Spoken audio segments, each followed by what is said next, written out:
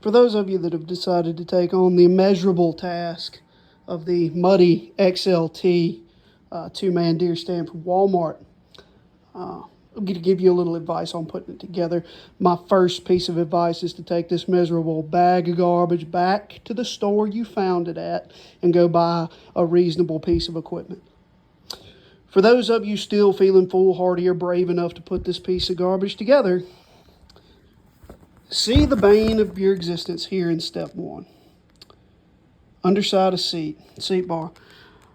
For proper assembly, use the holes on the tapered end of the seat. There's no tapered end.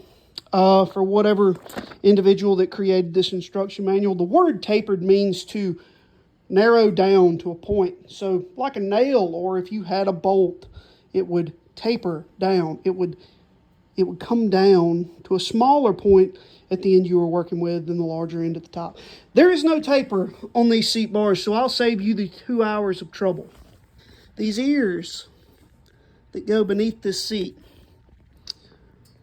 kick to one side and the other on just that side, and they're flat on the back of this side and flared here.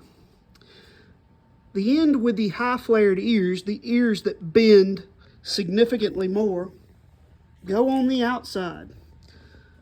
The ones that don't go on the inside. Godspeed, because even then, this seat is almost impossible to put together.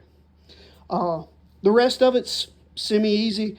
If you can't read the instructions and figure out how to put these bolts in, mount that platform, and the shared bolts that go in the sides of the armrest, I can't do much to help you there. But this seat, if you'll read the reviews, is the biggest pain in the ass you'll ever experience.